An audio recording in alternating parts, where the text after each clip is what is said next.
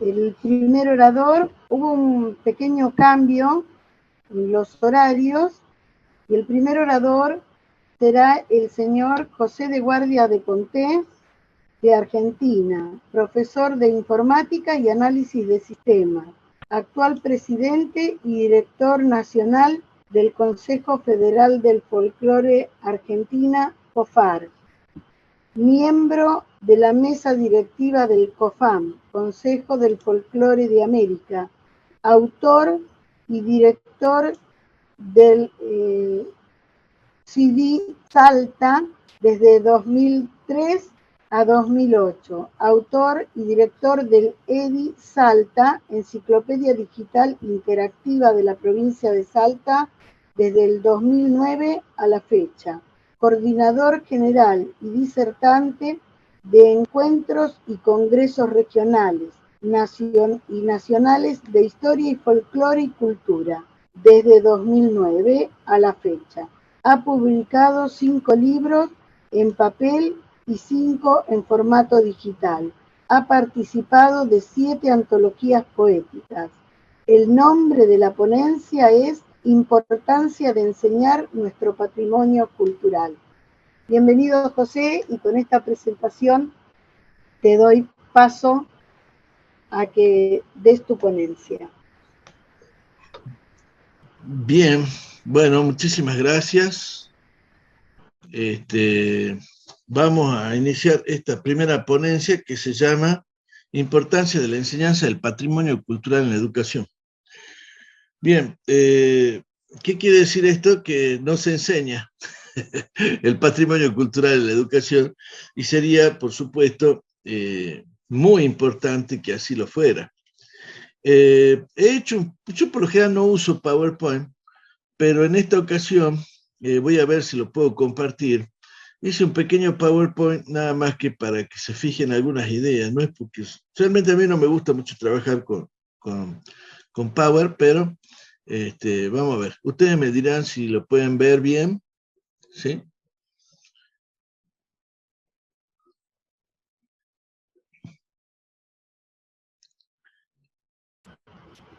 Perfecto.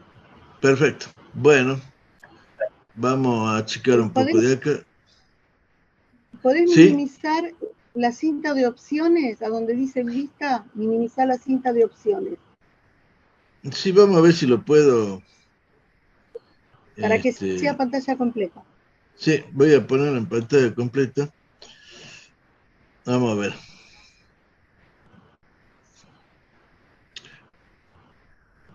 Ahí está. ¿Ustedes dirán si puede ver bien? Perfecto. Bien, perfecto. Bien, la importancia de enseñar nuestro patrimonio cultural, yo lo llamo una idea emancipadora, ¿sí? Y vamos a ver si hacemos un clic. ¿Qué es el patrimonio cultural? Y fundamentalmente acá hay dos definiciones, ¿no es cierto? Uno sería lo que algunos llaman lo material, lo inmaterial, pero en definitiva, que yo no estoy a favor de esa división, ¿sí? Porque yo considero que todo patrimonio cultural tiene las dos sustancias, o sea, las dos características fundamentales. Por un lado tiene una materialidad y por el otro lado tiene una intangibilidad. ¿Por qué digo esto? Porque por más que sea una idea, por más que sea un dibujo, por más que sea lo que sea, tiene una forma, ¿sí? Y esa forma le da características de materialidad. Y por supuesto, es como en el habla, ¿no es cierto? Significado y significante. Toda palabra, ¿sí? Tiene un significado y un significante. ¿Qué quiere decir? Tiene una imagen acústica, ¿sí? Pero a la vez tiene una imagen mental. En el caso del patrimonio cultural es muy parecido porque se constituye por medio de un símbolo, ¿sí? Y dentro de ese símbolo nosotros tenemos la característica de que sí o sí está constituido de esas dos naturalezas. Y esto me baso yo en el estructuralismo, ¿no? Pero bueno, vamos de lleno. Acá dice que en un sentido amplio es el conjunto de bienes materiales e inmateriales que constituyen la herencia, ¿sí? Porque la cultura se basa en herencias culturales. Entonces, ¿qué pasa? Entonces está integrado, dice, por todas las manifestaciones culturales vigentes que viven en la cotidianidad de sus propios portadores, que se reproducen al interior de sus propios grupos de pertenencia. Entonces, acá encontramos varias palabritas interesantes que hacen al patrimonio. Una cosa es que es una herencia cultural. Segundo, que tiene que estar vigente, porque si no es historia. Y otra, tiene que dar sentido de pertenencia. ¿Sí? Algo es patrimonial cuando realmente lo hace uno carne y por supuesto me lleva a concebirme parte de. Ahora dice que forman parte de la propia cultura adquirida en forma empírica a lo largo de su vida, que las mismas son patrimonio del grupo y están en la sociedad y que refuerzan emocionalmente su sentido de comunidad con una identidad propia y que son percibidos por el grupo como característica de una sociedad o comunidad. Entonces acá nos damos cuenta, primero que todo, la importancia que tiene esta cuestión. ¿Por qué? Porque justamente una comunidad no es un rejuntado de gente, ¿sí? Una comunidad es un grupo, ¿sí?, de personas que están de alguna manera asignadas y identificadas y unidas por una historia, por una herencia, por un sentido, ¿sí?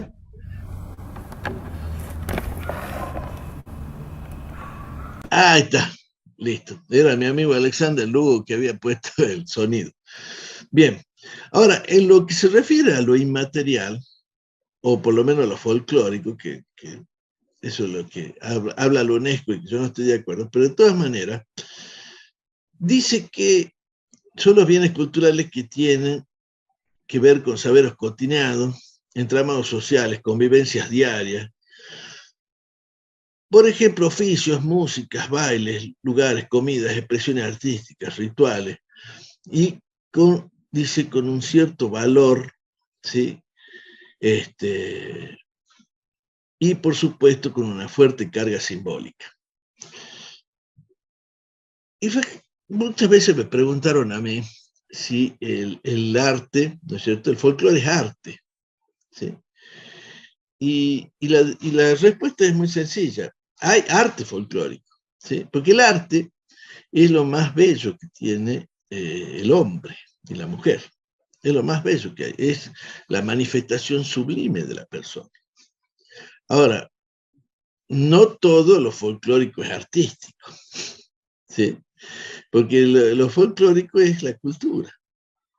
Ahora, si esa cultura, ¿no es cierto?, como manifestación más exquisita, más estética, se convierte en arte. Entonces, no todo lo artístico es folclórico, ni todo lo folclórico es artístico. Eso que quede bien claro. Ahora, vamos al tema de la tradición. Resulta que muchos confunden tradición con folclore. Te digo más, mucha gente habla así porque la tradición de acá, la tradición de allá, y la definen de la misma manera, ¿no es cierto? Pero la tradición es en definitiva es un mecanismo, ¿sí? Es algo que se hereda y que forma parte de la identidad, y a las identidades se le oponen solamente las alteridades, y que las dos son en definitiva construcciones intelectuales que se confirman y afirman una con la otra de forma lógica y racional. Pero este tema de la tradición, ¿no es cierto?, es la transmisión, es un canal, ¿sí? Es por donde pasa la cultura. Ahora, por supuesto, acá hay dos tipos digamos así, de visiones que podemos hacer del tema. La primera es que el canal que existe generacional de padre a hijo, de familia en familia y de comunidad en comunidad. Ese canal es, fíjate vos, fundamental, ¿no es cierto? Los seres humanos necesitan sí o sí de formación. ¿Por qué? Porque cuando nace un niño, ¿sí?, para supervivir, como muchos mamíferos, necesita sí o sí de la madre. Un chiquito puesto en la selva no va a supervivir. ¿Sí? Es mentira lo de Tarzán. Necesita sí o sí del grupo humano que lo contiene, ¿no es cierto? Y que también le va transmitiendo la cultura. Si vos dejás a un chiquito, y si llegara a supervivir un chiquito en la selva, ¿no es cierto? No sería un ser humano. Entonces, es acá donde nos damos cuenta que el ser humano necesita sí o sí de la comunidad, ¿sí? Y por supuesto, vamos a encontrar changos que tienen 35 años y por ahí siguen en la casa de los padres. Entonces, necesita un tiempo. Ahora, hay otra parte que es que cada vez que va transmitiendo una generación a otra generación, ¿sí? Cae en un saco diferente. ¿Por qué? Porque los tiempos cambian. Entonces, ¿qué pasa? El abuelo le va a pasar al padre su cultura, pero estamos hablando, si vamos a tiempos de hoy, estamos hablando del año 1910, 1920. Era otra sociedad, era otras costumbres. Entonces, ¿qué pasa? Va pasando su cultura al padre. Y el padre era en 1940, 1950. Y ese padre le pasa al hijo. Y el hijo ha nacido en los 70, ponele. Otro tiempo. Y ese hijo le va a pasar al nieto. Y el nieto nació en los 90. Entonces, imagínense ustedes qué ha pasado en los años 20, qué ha pasado en los años 50, qué ha pasado en los 70 y qué ha pasado en los 90. Entonces, ahí es donde nosotros vemos esta cuestión de la tradición, de la tradere. Cada vez que se transmite, va a caer en un mundo diferente. Y esa nueva, digamos, receptáculo de la cultura va a reinterpretar la cultura. Va a reinterpretar la cultura y la va a recrear esa cultura. La cultura está viva y cada vez que se mueve de generación en generación va a tomar nuevas formas. Entonces esto hay que tenerlo muy en cuenta, ¿sí? Ahora, es también lógico decir que la comunicación, ¿no es cierto?, y la informatización y la información chatarra va a ser causante de una ruptura de la tradición, ¿sí? Hoy en día hay cortes generacionales, ¿sí? Le llaman de desrelación entre padre e hijo. Y son parte de estos tiempos. Entonces, ¿qué pasa? En ese cambio de estos tiempos, vamos a encontrar nuevas sociedades y nuevas formas de ver la cultura. Fundamentalmente, ¿no es cierto?, la hibridación cultural. Resulta que, bueno, hay un pensador argentino que vive en México, que es García Canclini, que habla, ¿no es cierto?, de la hibridación cultural. ¿Y por qué? Porque ya ha entrado a jugar un papel predominante en la tradición las comunicaciones, y más hoy día con Internet y las redes sociales. Entonces, ¿qué pasa? Dice que lo contrario de las identidades, ¿no es cierto?, y por consiguiente de las alteridades, están estas multiplicidades, ¿sí?, que son, dice, dispositivos heterogéneos que se construyen de manera especular. La definición de Canclini es muy interesante, ¿sí?, porque, claro, él habla de especular como espejo, y el tema es, porque speculum, ¿no es cierto?, espejo. Ahora, fíjense ustedes, el espejo a nosotros, cuando nosotros miramos el espejo, nos devuelve una imagen invertida. No somos nosotros. Y mucha gente, graciosamente, cuando se ve en la foto, dice, mira qué raro que salgo en la foto, dice. No soy yo ese. Y ese es uno. Lo que pasa es que uno está tan acostumbrado a mirarse en el espejo, ¿sí?, y uno cree que es ese que está ahí en el espejo y dice, no es el que está ahí. Pero cuando uno sale en televisión, dice, mira qué raro que uno sale en televisión, ¿no? Y no es raro, es uno. Por eso es que, fíjate qué increíble el hecho de que las personas que, las, las otras personas, el otro, nos conoce, por lo menos en la parte iconográfica, nos conoce mejor que nosotros. Pero bueno, al margen de estas palabritas, voy al hecho de que la cultura se está dando una inversión del conocimiento. ¿Sí? Los medios de comunicación nos están reproduciendo imágenes invertidas. Y por supuesto, esto tiene consecuencias. ¿Sí? Canclini le llama un sistema hibridizador, no jerárquico y no significativo, sin memoria organizadora o autónoma central, definida y únicamente por su propia circulación. ¿Esto qué quiere decir?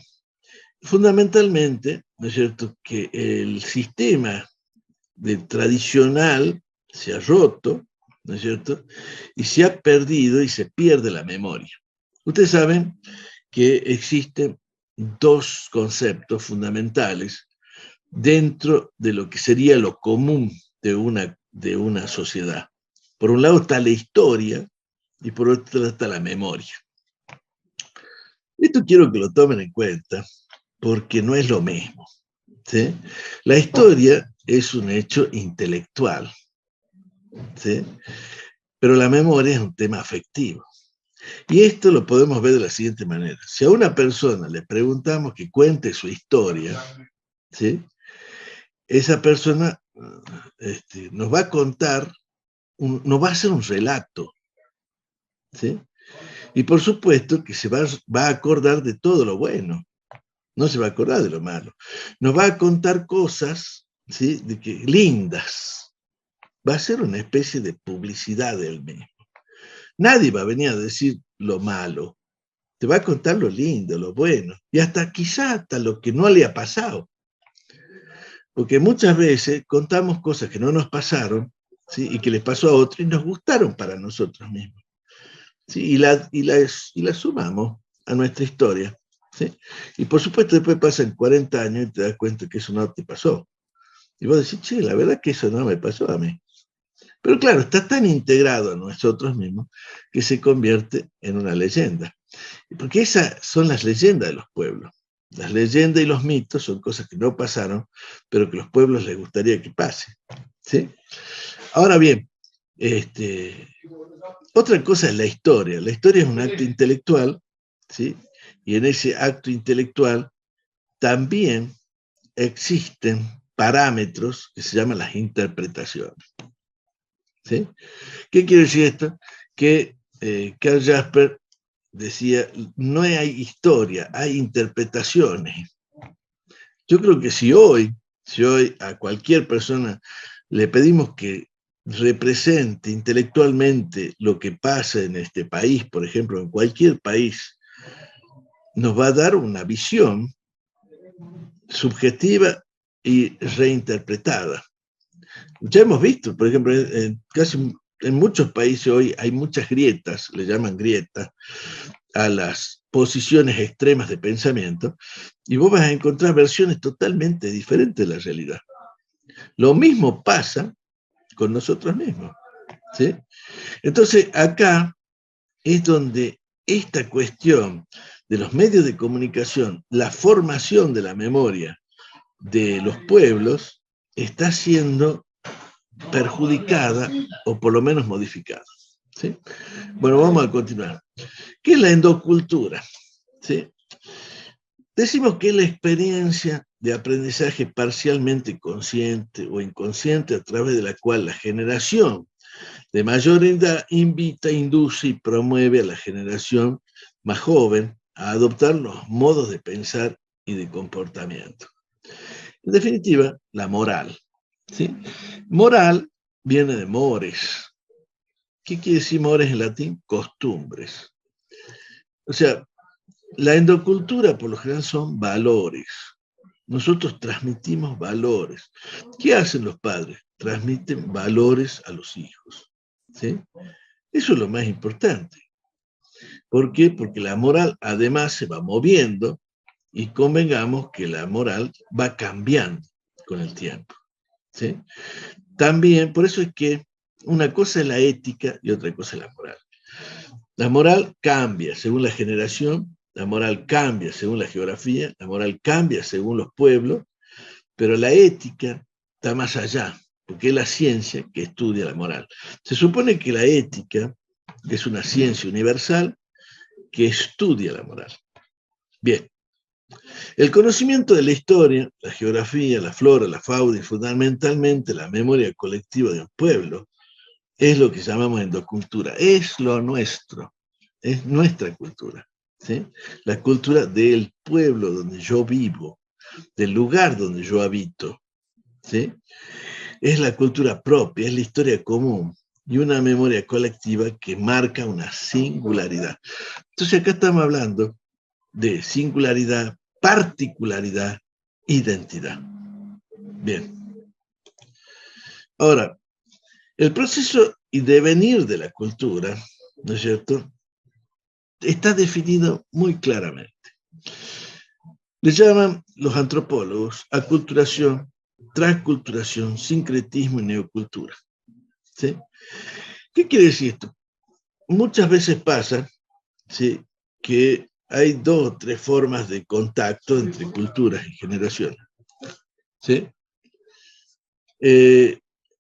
A ver, cuando los españoles llegaron a América, ¿sí?, fue una cultura dominante y hubo una cultura dominada. Ellos no vinieron a comerciar, ellos no vinieron a hacer una interrelación pacífica, no, ellos vinieron a conquistar, vinieron a esclavizar, vinieron a reprimir y vinieron a depredar. O sea, por más que le pongamos todos los aditamentos bonitos de la religión, de la cruz y la... No, la conquista española fue el primer acto de globalización que existió, fue un movimiento imperialista, pero también fue quizás el primer acto capitalista de la historia universal. ¿Sí? Y por supuesto fue aculturante. ¿Qué quiere decir? Una cultura que oprimió, ¿sí?, otra cultura. Pero ¿qué pasó? No existe la desaparición de una cultura por otra. No se puede. A menos que los matemos a todos y no quede nadie. ¿Sí? Pero como no hubo, digamos, el genocidio no llegó a hacer desaparecer a todos, entonces hubo una transculturación. ¿Qué quiere decir? Fusión, una fusión de cultura. ¿Por qué? Porque en un momento dado ya no eran españoles, pero también no eran indígenas. Se transformó en un mestizaje. ¿Sí? Y eso dio como resultado un sincretismo. ¿Qué quiere decir esto? Una nueva cultura, una neocultura. Por supuesto que esto no quiere decir que se haya dado en todas partes. ¿Sí? En algunas partes se mantuvo muy, digamos así, muy firme las culturas, digamos así, originarias. Pero en la mayoría, ¿sí?, de los casos hubo mestizaje. Pero además hubo otras variables. Y ahí tenemos cómo esta aculturación, transculturación y neocultura se fue dando, no siempre brutalmente o violentamente, sino por el hecho de las nuevas inserciones sociales y migratorias, como el caso de los negros. El negro esclavizado que llegó a América, ¿sí?, en muchas partes puso su gran impronta. En un momento dado de la historia americana, hubo más negros que blancos. ¿Sí? Ahora, por supuesto, muchos fueron muertos por el tema de las guerras intestinas, las independencias americanas, los ponían a los negros adelante como carne de cañón, pero de todas formas se fueron mestizando. ¿Sí? Y por supuesto, como ese negro esclavizado no era alcurnioso, muchos negaron esa cultura. De todas formas, después vinieron otras inmigraciones, ¿sí? Y siempre el proceso se iba dando, aculturación, transculturación, sincretismo. Más complejo, menos complejo, pero esto se fue dando. Bien, ¿qué es la soberanía cultural? Un momentito, por favor, un momentito.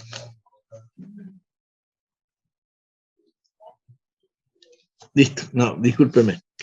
Bueno, como yo les decía, existe una soberanía cultural que es la más importante de todas, en definitiva. Soberanía quiere decir no estar sobre nadie, pero nadie sobre nosotros. Pero el punto es que vamos a ver cómo pueblos que han perdido su territorio, han perdido su gobierno, han perdido su Estado, ¿sí? Pero al mantener su cultura, se han mantenido como pueblo, ¿sí? El caso, por ejemplo, del pueblo judío, el caso del pueblo armenio, y hay muchos otros ejemplos, ¿sí? Donde pueblos han mantenido su cultura, ¿sí? Y en el caso del pueblo judío, menester a su religión, ¿sí? Que hay una íntima religión íntima relación entre la religión y la cultura, y el pueblo armenio, que está íntimamente, no la religión, pero sí digamos, el nacionalismo armenio. Entonces ahí tenemos nosotros que por H o por B factores, al no perder su cultura, han mantenido su soberanía, ¿sí? Por eso que dice que la soberanía es lo más importante que hay que cuidar, pero la soberanía cultural, porque es nuestro último bastión que nos mantiene como pueblo. Entonces, hay una frase que a mí me gustó mucho y se las pongo ahí, que dice, el amor a nuestra cultura no debe ser como el amor del hijo en la tumba del padre, más bien debe entenderse como el amor del padre ante la cuna del hijo. Bueno, vamos a entrar diciendo entonces en la endocultura, en la educación. A ver, uy, me voy a apurar un poquito porque así damos lugar a un debate. Fíjense ustedes que la endoculturación del individuo en los primeros años de su vida es fundamental para la estabilidad emocional y cultural, en tanto porque opera en los jóvenes y adolescentes, ¿sí? Estamos hablando que sirve para el desarrollo de sus capacidades. Fíjense qué interesante este tema. Ahora, por supuesto que toda práctica educativa involucra una práctica política, ¿sí? La educación nunca es neutral, ¿sí? Puede estar orientada a dominar, a emancipar o a distorsionar. Y eso el ejemplo claro es decir, ¿qué políticas educacionales hay en América? ¿Para qué han servido? ¿De qué forma? ¿Cuál han sido sus objetivos? ¿Realmente han servido para emancipar? ¿Realmente han enseñado a pensar a los chicos? ¿Sí? Ahora bien, dice, cuando hablamos de introducir la cultura popular, la tradición, el folclore como política de práctica educativa, estamos hablando de una educación emancipadora. Y el punto es el siguiente, ¿cómo se puede entender a la cultura extraña o la cultura extranjera si no entender la tuya? Es una cosa que nunca entendí yo. ¿Cómo se puede enseñar inglés, por ejemplo, si no sabes hablar castellano? Y acá todas estas transgresiones mentales, lógicas, que es la que nos lleva a los problemas actuales que tenemos, ¿sí? Porque la educación, ¿sí? No es alfabetización. Hay mucha gente que piensa que porque vos no sepas una palabra, porque los chicos tienen errores ortográficos, o no saben bien el significado de las palabras, eso es un problema educacional, ¿no? Eso es un problema de instrucción, de alfabetización, ¿sí? De aprendizaje de las primeras letras, pero la verdadera educación es el pensamiento crítico. Y el pensamiento crítico se forma basado en tu cultura, en la comprensión de tu historia, ¿sí? Por eso es que es tan importante esto que les traigo, ¿sí? ¿Cuáles son los beneficios de la endocultura? Bueno, dice, orientar la educación hacia una idea emancipadora sería hacer por primera vez una política educativa, yo digo argentina en este caso, pero es americana, pluralista y destinada a incluir, a integrar a todos los sectores, especialmente los más vulnerables. Educadora de conciencia, creadora de sujetos y jerarquizadora de educadores. ¿Sí? Esa frase es importantísima. ¿Saben por qué? Porque creo que hemos fracasado. Las políticas educativas han fracasado. Hoy nuestros pueblos americanos no son conscientes, ¿sí? Porque no saben, son más que sujetos, yo creo que son sujetados, ¿sí? Y por supuesto, cada vez ha ido decreciendo, involucionando la jerarquía de los educadores. Entonces, es tan importante. Ahora, otra de las cuestiones fundamentales de enseñar nuestra cultura, ¿no es cierto?, es que está relacionado con el contexto, ¿sí? La contextualidad es la elaboración de sistemas de conceptos que van articulando y o relacionando, formando corpus conceptuales, es una elaboración, ¿sí? Llamemos así, una elaboración de ideas que nos permite entender que no solo las cosas, sino también el mundo que nos rodea. Yo como les digo, no se puede entender el mundo si no se entiende el de uno. Sí, por eso nunca entendí que se enseñe primero la historia universal y después se enseñe la historia argentina. Tiene que ser absolutamente a la inversa. O sea, primero hay que entender tu historia, que debe ser transversal siempre, para poder entender a los demás. Primero hay que conocerse a sí mismo para entender a los demás. Yo creo que uno de los primeros actos de la filosofía universal es el gnósete autón, ¿sí? Conócete a ti mismo, para después poder entender a los demás. Entonces, yo lo que siempre me pregunto, si realmente este tema es casual, ¿por qué nos enseña nuestra cultura? ¿Por qué nos enseña el folclore? ¿Por qué nos enseña nuestro patrimonio cultural y natural? ¿Sí? Y esto va también por una razón. En un principio uno podía entender que era necesaria la creación de una nacionalidad ante las terribles inmigraciones, ¿no es cierto?, que llegaron al país. O sea, la inmigración que llegó desde 1860 a 1930 pobló al país en su momento 6 veces la cantidad de gente que había. 6 veces la cantidad de gente que había. Entonces, bueno, hubo un proceso urgente de poder incorporar, incluir toda esa gente, ¿no es cierto?, a una nacionalidad. Está bien, pero siempre tendría que haber sido desde lo regional, ¿sí? Desde la regionalidad, porque acá es donde uno interpreta y uno se da cuenta de lo que es el unitarismo, ¿sí? El mandar desde un solo lugar y el de proponer una sola idea, el de imponer una sola idea, y para colmo, una idea absolutamente, llamemos así, cipaya, ¿sí? Traidora de la patria.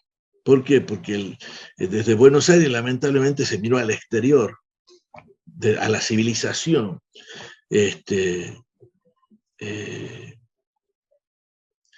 y fundamentalmente, le llamemos así, peyorizando la cultura propia, ¿sí? Considerando la barbarie a lo americano.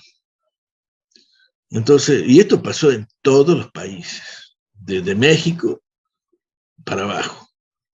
Siempre lo propio, lo indígena, lo mestizo, lo gaucho, no era bueno.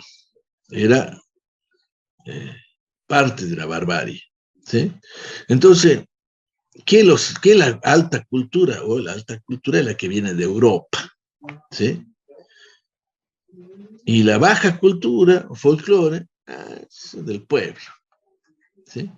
Entonces, es acá donde creo que es tan importante la valorización de nuestro patrimonio cultural para poder entendernos fundamentalmente y entender lo de afuera. Y segundo también, que es necesario todo esto para poder proteger nuestra casa. Ahora, ¿cuáles son las consecuencias? 2 minutitos para eso. Las consecuencias son graves. La pérdida de la libertad, ¿no es cierto? La pérdida de nuestro orgullo nacional y fundamentalmente la manipulación constante que estamos sufriendo los americanos, ¿sí? Para que pensemos de determinada manera, para que actuemos en contra de nuestros propios intereses y fundamentalmente para que sigamos siendo colonia. Bueno, no tengo más tiempo, quiero abrir el juego, ¿sí? Tenemos 10, 15 minutos para poder charlar esta cuestión de la educación de nuestro patrimonio cultural. Si quieren ir levantando la mano, vamos a ir dando la palabra. A la gente que nos sigue por YouTube, que comenten en el chat, que transmitiremos la pregunta o la consulta que tengan. Perfecto, ahí Elías Sadi ha levantado la mano. Adelante, Elías. Yo para saludarlos, buen día a todos, es un gusto compartir con ustedes. Y simplemente, José, para decirte que, como siempre, tu pensamiento te hace replantear. Yo trabajé 35 años como docente, suponiendo de que había hecho todas las cosas tan bien en mi vida. Y bueno, esto te cuestiona todo. Y solamente para decir esto, ¿fracasamos en la educación o con una mirada maquiavélica? Estos tipos tuvieron éxito, hicieron muy bien las cosas para que estemos como estamos. Nada más que eso. Un abrazo y saludo para todos.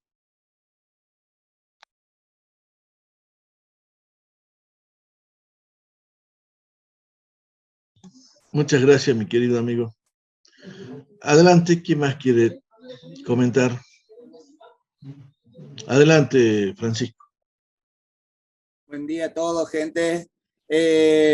Sí, profe, eso lo que estaba diciendo usted últimamente, que hubo un momento que nos impusieron todo. Por ejemplo, uno que está en la danza, hace 50 años lo han impuesto. Yo creo que la academización para que toda la Argentina haga lo mismo. Y yo creo que, como dice Elia, no sé si es una equivocación o lo que querían. Lo tomo yo por un lado que quisieron unificar, pero por otro lado creo que se han equivocado porque, como dicen sus palabras, tuvieron que haber tomado y plasmado, como habían hecho la imposición de tener una tradición, las partes regionales y realmente lo que sucedía o lo que pasaba en cada región. Yo hoy estoy viendo que lo estamos volviendo para atrás. Estamos recién empezando a mostrar y a hacer y tratar de transmitir lo que está sucediendo ahora, tanto en la forma de explicar y la forma de mostrar su regionalidad de cada lugar. Yo creo que es un trabajo que hemos empezado a hacer, yo creo hoy empezar a hacer de atrás para adelante. Pero ya está hecho, ya lo impusieron hace 60 años y creo que ahora tenemos que tratar de trabajar para realmente mostrar nuestro patrimonio de cada lugar y de cada región. Y bueno, como siempre, agradezco a todas sus palabras, porque si uno aprende mucho y me abre más conocimiento y más inquietud de seguir hoy investigando y buscando para tratar de transmitir sin errores. Así que eso es lo que se haría nada más.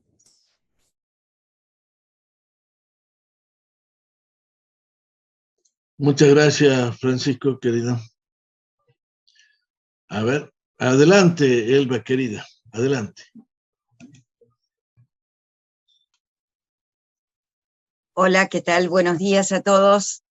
Bueno, primero, felicitaciones, José, me encantaron sus palabras y me adhiero a toda su propuesta, al posicionamiento, y quería seguir aportando, como lo he dicho en muchas oportunidades, que sí, que hay una modificación que tenemos que hacer y es la de cada uno de nosotros desde lo individual hacia lo pluralista, porque en realidad cuando como docente que soy, sigo siempre pensando que estaba, voy a ser muy individualista también en esto, ¿no? O sea, pero que pensé que estaba en mí lo que yo podía dar, porque cuando usted dice que siempre se daba la historia desde afuera y después la de nuestro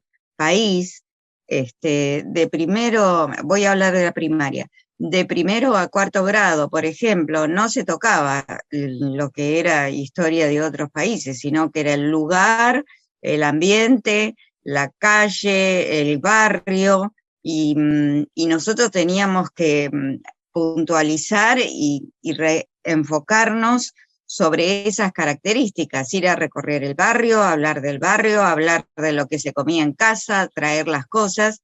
Ahora, los medios de comunicación, y ahí me voy a poner, los medios de comunicación son los que batallan constantemente con lo externo, con todo lo que usted ha comentado. Entonces, luchar contra los medios de comunicación y poder reorganizar lo que el niño está escuchando constantemente en el exterior, en su casa, en la televisión, en el celular, en lo que fuere, es muy fuerte, y entonces tiene que tener un docente también muy fuerte para priorizar su entorno y valorizar, como usted muchas veces ha dicho, saber qué árbol tengo en la puerta de mi casa o saber qué árbol tengo en la esquina de mi casa o en la plaza. Entonces, fortalecer esa parte creo que es lo que ha perdido la educación. Lo ha perdido por las políticas educativas también, por las políticas educativas que bajan, porque así como un docente puede tener una mirada, la política educativa que le baja desde autoridades que muchas veces no son idóneas, podríamos decir, y no les interesa, solamente están mucho en escritorio, no han subido desde lo más bajo, o sea, no han subido desde haber estado en el salón de clase trabajando con alumnos. No hemos tenido muchas autoridades que subieron desde ahí, o sea, que conocen realmente la vida desde lo más simple, desde sentarse en una silla que no tiene respaldo, de no tener escritorio, de no tener pizarrón, de no tener cosas, y de pronto saber que lo único que uno tiene es la palabra, el cariño, el afecto y el traer esta relación educando, docente y el objeto de estudio. Por eso me adhiero a sus palabras, pero creo que sí, tenemos que modificar absolutamente las políticas educativas, lo que baja y los que suben, a ver si se entiende eso, los que suben a dirigirnos o a dirigir a los docentes, y qué es lo que hay que enseñar. Ahora, si yo tengo un docente que tampoco fue formado con esas características, y yo creo que poco puede hacer el docente, poco puede hacer porque no las tiene incorporadas, y entonces seguimos en lo mismo. Si no modificamos esas políticas educativas, como usted ha dicho, poco puede hacer el docente, porque siempre lo sostuve, y lo sostuve desde muy joven, y lo sigo sosteniendo, que el docente y sus cuatro paredes, valga mi metáfora, era la creación que podía tener un docente, lo que le dice al alumno, lo que le hace amar, lo que le hace vivir, lo que hace que ese chico esté interesado para ir a la escuela. Yo no sé cuántos chicos ahora están interesados para ir a la escuela. Entonces, pero uno de los objetivos que creo que tiene que tener el docente es que el alumno tenga ganas de ir a la escuela, que el alumno se sienta estimulado. Y de la única forma que se siente estimulado es si está comprometido, si sabe que de lo que están hablando es algo que pasa en su casa, en la esquina, en el barrio, y realmente creo que eso es lo que se ha perdido. Y ahí pongo a las políticas educativas. Y no pongo a un gobierno, pongo a todos los gobiernos. No hay una característica de gobierno, sino que los gobiernos pueden actuar o no, pero las personas que están en los altos cargos no siempre están formados para hacer una mirada desde donde nosotros estamos o donde nosotros queremos mover. Pero absolutamente, y con esto cierro, comparto su posición, porque de la única manera que podemos modificar esto es desde aquí, desde su palabra, desde la nuestra, desde nuestra reflexión, y de llevar esto a los educandos que nosotros tenemos. Yo hoy jubilada, pero igual sigo hablando con mis alumnos y sigo posicionándome. Y cuando me encuentro con ellos y me dicen, recuerdo sus clases, profesora, transmito cosas de sus clases, bueno, me siento orgullosa de haber hecho algo en mi vida. Y eso creo que es lo que tenemos que volver a generar, volver a gestar, porque la teoría y todo su armado me pareció genial, pero ¿cómo lo transmitimos? Como usted hizo, yendo a las escuelas y hablando con los chicos. Y ese es el único movimiento y ese es el único crack que podemos hacer cuando nos relacionamos con las bases, con el chico que nos escucha y con el chico que tiene ganas de escuchar, pero porque nosotros le estamos dando algo interesante, algo que él se siente estimulado y comprometido, algo que él dice, sí, qué lindo, o le dice a la mamá, y valga esto que voy a decir, tengo que ir a la escuela porque hoy la maestra, o hoy el profe, va a hacer tal cosa, o nos va a dar tal cosa. Creo que esa es nuestra función hoy. Me adhiero en esa parte. Y quería cerrar con eso. Yo realmente, su exposición, felicito, José, porque lo he escuchado muchas veces y me adhiero. Pero no obstante, si no movemos esta estructura desde arriba y desde abajo específicamente a los docentes, va a ser muy difícil. Gracias. Gracias, Elvita. Bueno, estamos con pocos minutos, pero como yo arranqué tipo 10 minutos, vamos a tener esa chance, ¿no? 10 minutitos. No sé si alguien más quiere hacer algún aporte. José. Sí. No, también sumarme a las palabras de Elba, enganchando sobre el final de Elba. Primero, felicitarte por esta clase magistral que nos has dado, porque más allá de tu ponencia, siempre nos dejas un concepto y una meta o algo para seguir pensando, y eso siempre te lo agradezco. Sumándome a lo que dice Elba, y lo he dicho en otras ocasiones, hasta que esa educación formal, hasta que esa estructura no cambie, como dice Elba, queda en nosotros ser hoy los preservadores de este patrimonio a través de nuestras actividades, desde nuestros centros culturales, con cada encuentro que hacemos nosotros entre compañías, colegas, para trabajar estas tradiciones o nuestro folclore, en cada charla que asistimos y que damos, como dijo Elba, haciendo referencia a cuando vos vas a las escuelas, y Elba tantas veces ha ido a las escuelas de Mar del Plata, todo lo que podamos hacer nosotros cuando nos dicen la educación no formal. Vieron que nos dicen, qué importante es la educación no formal que se dicta, por ejemplo, en las academias de danza. Bueno, esa educación no formal es la única que hoy está llevando esta verdadera, como decíamos, la endocultura y todo lo que has trabajado.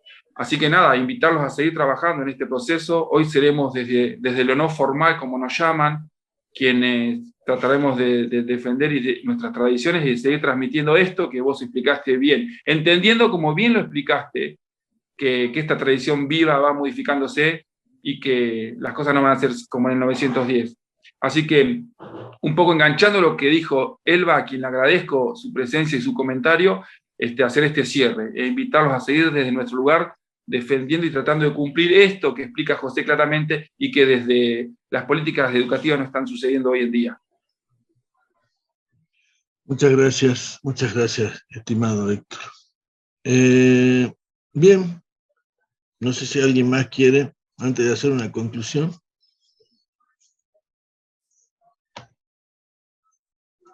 Sí, a ver, Sara. Buen día, agradecer este espacio que ustedes brindan de este encuentro nacional para formar conciencia más de la que tenemos que tener, en mi caso como educador. Acepto cualquier crítica de parte de la sociedad, somos parte de ella, y estamos acá para aprender, incluirnos, pensar con los otros, conocer lo que tenemos, valorar lo tangible, lo intangible, para que las generaciones futuras puedan seguir este objetivo de preservar lo que tenemos, lo que somos, nuestra identidad. Gracias, don José, por este espacio que usted brinda y a toda la gente que trabaja con usted. Eso nada más. Muchas gracias, Sarita, querida. Muchas gracias. Bien, Olga. Pues buenos días a todos. Buenos días. Siempre todos los conceptos que se vierten con relación a la preservación del patrimonio y de nuestras culturas, pues son muy interesantes. Y bueno, cuando se escuchan los diferentes comentarios, que pues todos tienen su parte de aporte, pues piensa uno, bueno, ¿por dónde iniciar?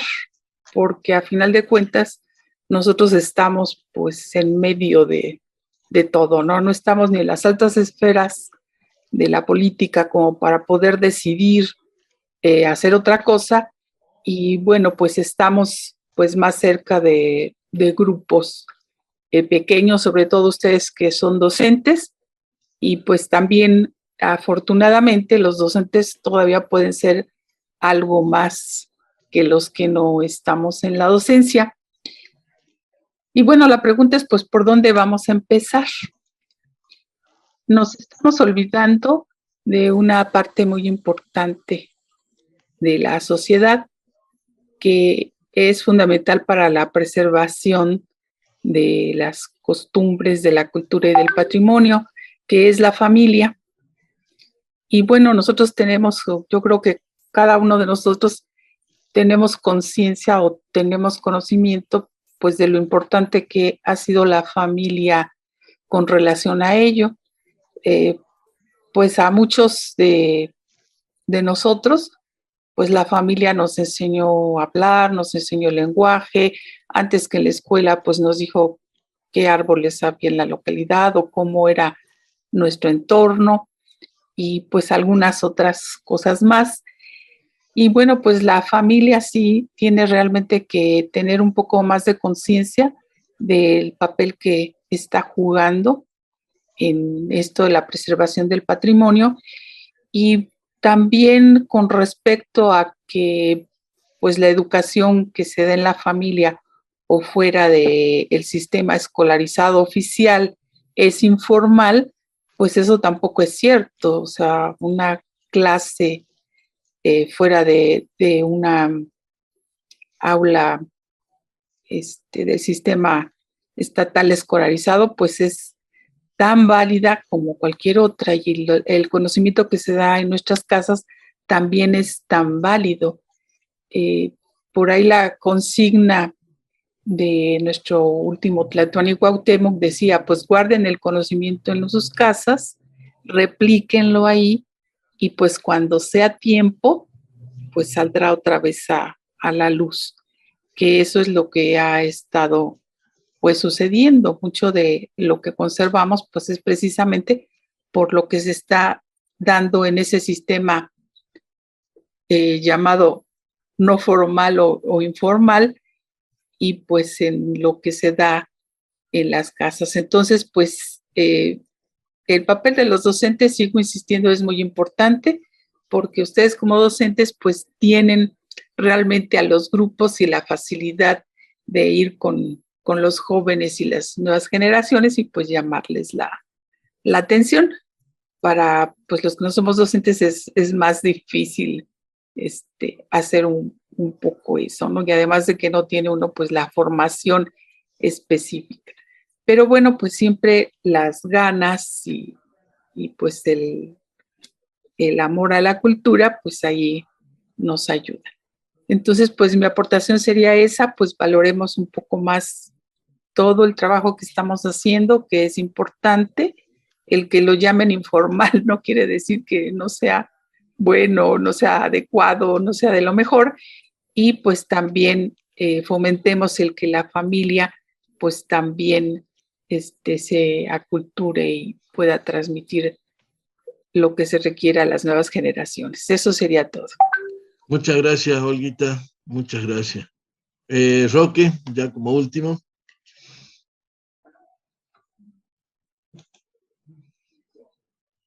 Roque Silva. Se me ha congelado el Roque. Roque, no me escucha. Roque, levantaste la mano. Parece que no me escucha, Roque.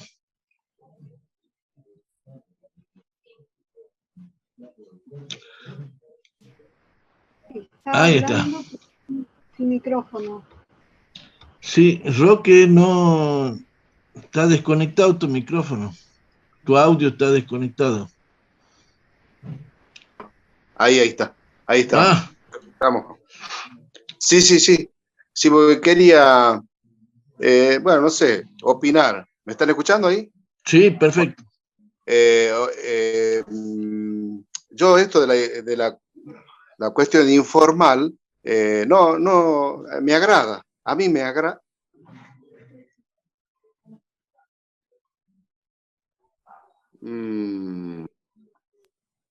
Ahí estamos. Ahí estamos. Sí. Bueno, no, la cuestión de lo informal, a mí me agrada que se llame así, porque lo formal es lo que nos está jodiendo, es el aporte al sistema, ¿no?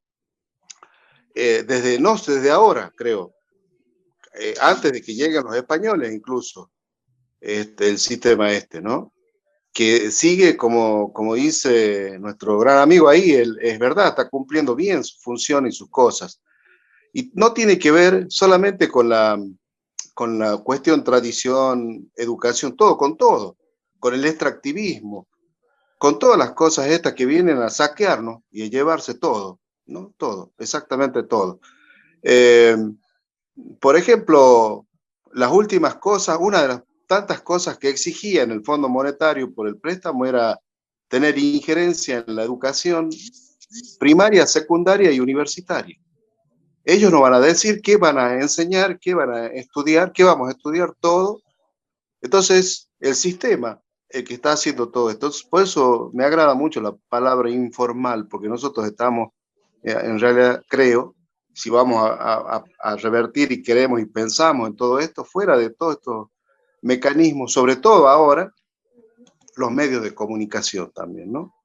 Porque antes no es casual de que Sarmiento haya traído sus maestras de otros lugares y sus maestros, todo, porque justamente era parte del sistema de imposición y de cambiarnos nuestra forma, nuestra cultura, nuestra forma de cosas, ¿no? Entonces, eso es simplemente mi opinión sobre esto, ¿no? Gracias. Y muchas gracias por todo, por supuesto, como siempre, que estamos generando, y José, por supuesto, en cada planteo es una reflexión que nos invitan y a veces nos obliga a hacer. Muchas gracias. Muchas gracias, Roque. Bueno, si bien Francesco ha levantado la mano, pero ya estamos terminando. Voy a decir unas palabritas finales para dar lugar ya a Carlos Molinari, que es el próximo disertante. Vivimos en un mundo diferente al que se vivía hace 50 años atrás, ¿sí? Este mundo cambió las exigencias, cambió a las formas y cambió la moral, ¿sí? En una amoralidad materialista muy fuerte, ¿sí? Hace 50 años atrás, la sociedad impelía, ¿no es cierto?, a formarse, a estudiar, a ser alguien, ¿sí? Yo me acuerdo que los padres decían, si no estudias no vas a hacer nada, ¿no? Te digo más, un tío mío me dije, si no te recibís vas a ser un pobre infeliz, me dijo. Yo dije, uy, Dios mío, un pobre infeliz. O sea que, digamos, la relación profesional estaba relacionada con la felicidad. Mi hijo, el doctor. Bien, pero hoy las cosas han cambiado. Ya no está la exigencia sobre el deber ser, sino en cómo hacer. Hay una sobreexigencia sobre el ser humano a ser mejor, a ser más intrépido, a ser más agresivo, ¿sí? Y para eso inventaron el coaching, ¿sí? Y el coaching ontológico le llaman, ¿no es cierto?, constantemente, que son técnicas en definitiva de manipulación. O sea, cómo venderse mejor, cómo influir sobre las personas, cómo manipular, ¿sí? Técnicas. Sí, se le enseña coaching a los políticos para que sepan mentir mejor, se le enseña a los vendedores para que sepan vender porquería de mejor manera. O sea, todo está relacionado con la forma y no con el fondo de las cosas. Y esta cuestión es absolutamente, señores, inmoral. O sea, se pasó una amoralidad capitalista y materialista, donde todo lo que sea ético, espiritual, eso no sirve. Entonces, ¿qué pasa? Por eso es tan importante esta pequeña cruzada que tenemos nosotros de poder enseñar nuestra endocultura, que son nuestros valores, combatir toda esta amoralidad del neocapitalismo y neoliberalismo, ¿sí? Esa libertad malentendida, porque la verdadera libertad es las opciones que podamos tener, es la formación, es la intelectualidad, es el conocimiento, ¿sí? Pero fundamentalmente la defensa de nuestros propios intereses.